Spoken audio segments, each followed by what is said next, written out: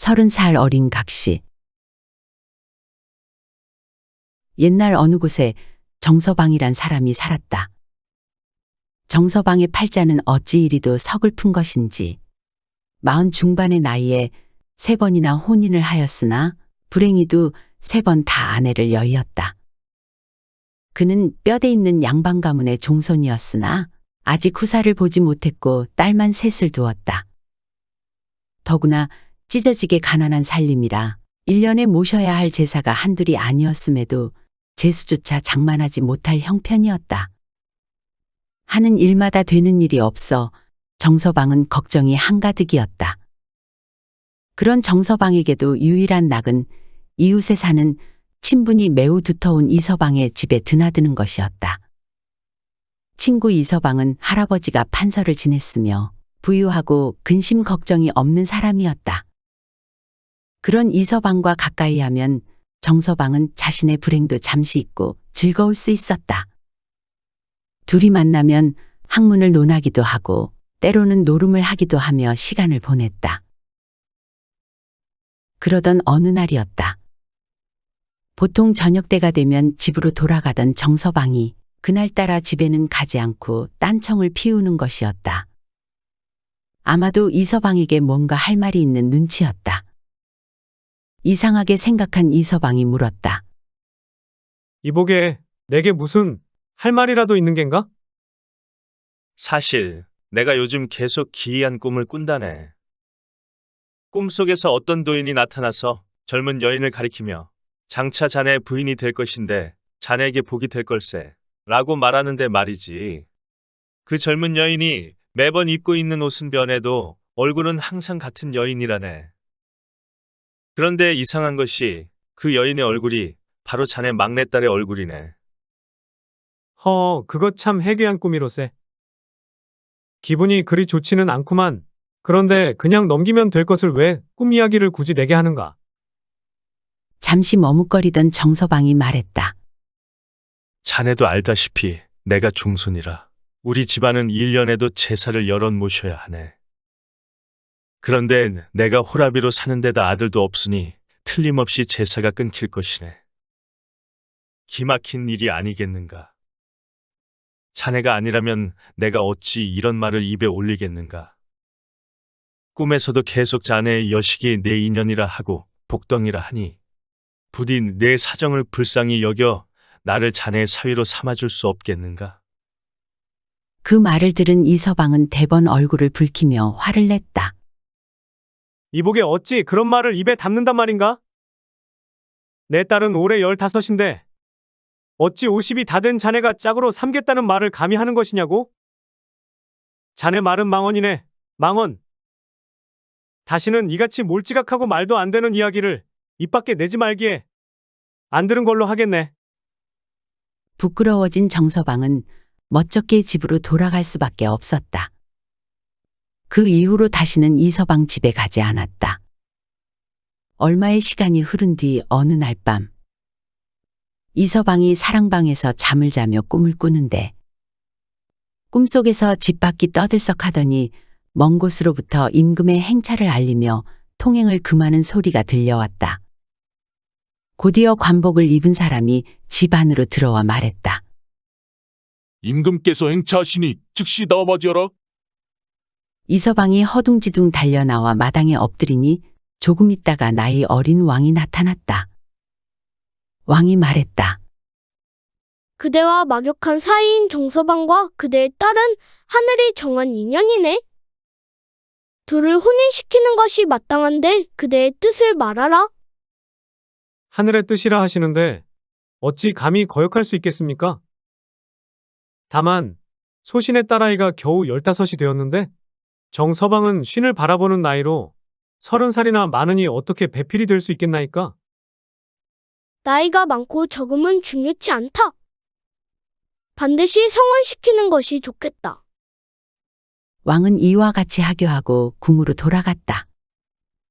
황당해하다 꿈에서 깨어난 이서방은 즉시 일어나 안방으로 들어갔다.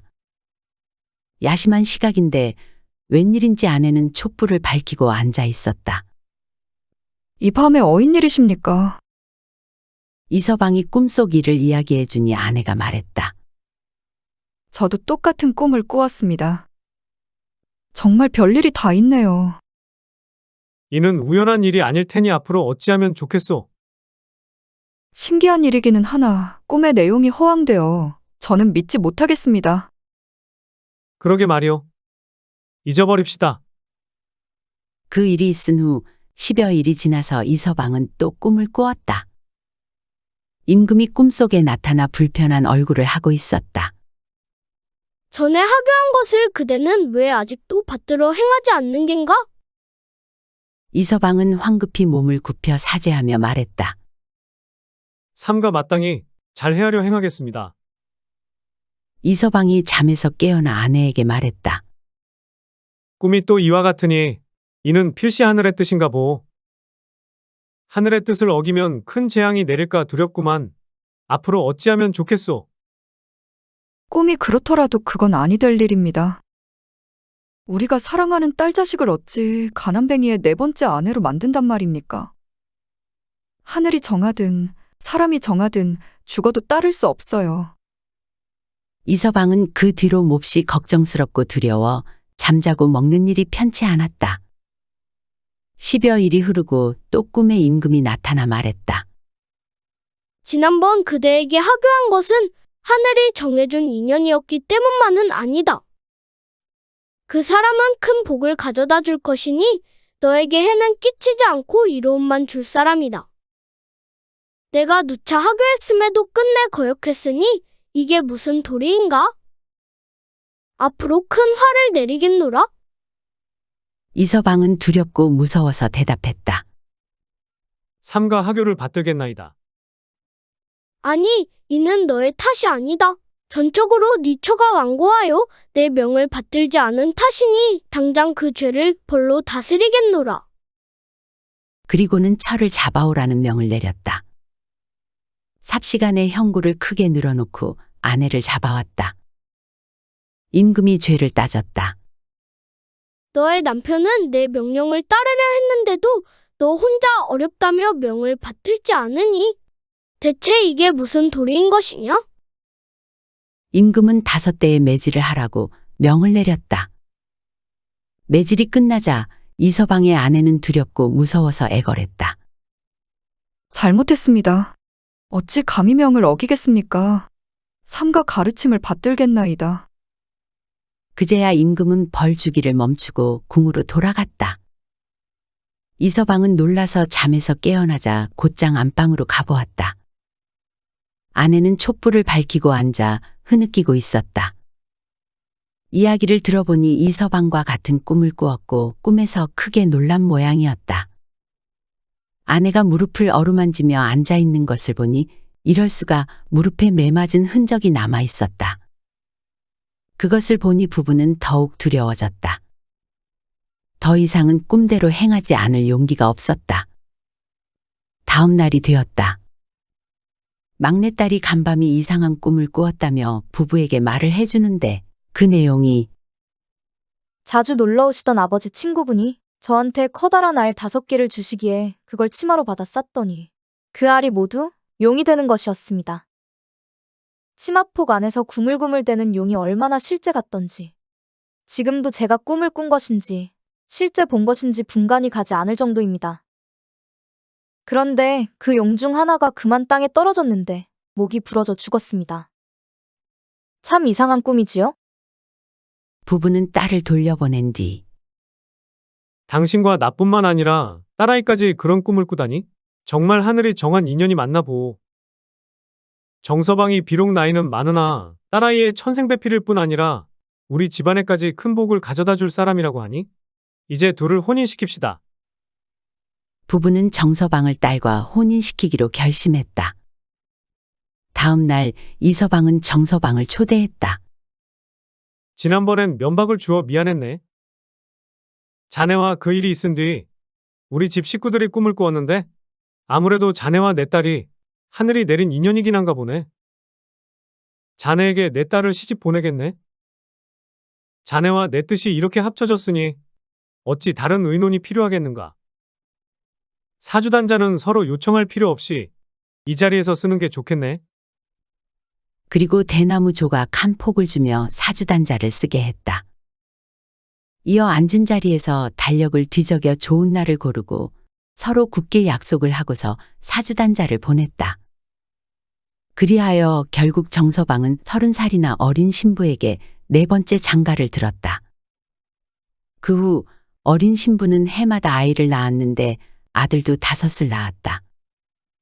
그 5 아들은 모두 장성해 차례로 과거에 급제하여 크게 이름을 날렸다.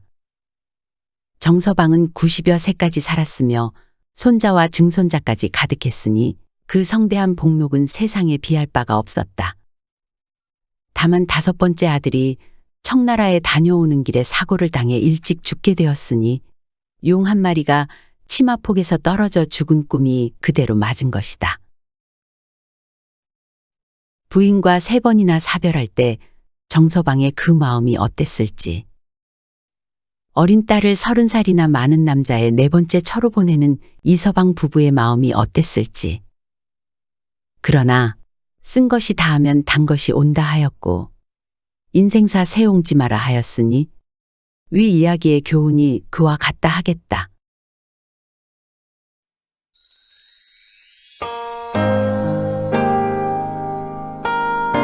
시청해주셔서 감사드립니다.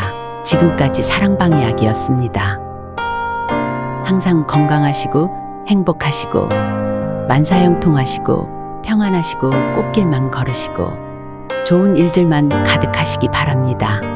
마지막으로 구독, 좋아요도 눌러주세요. 더 재미있는 이야기로 찾아뵙겠습니다.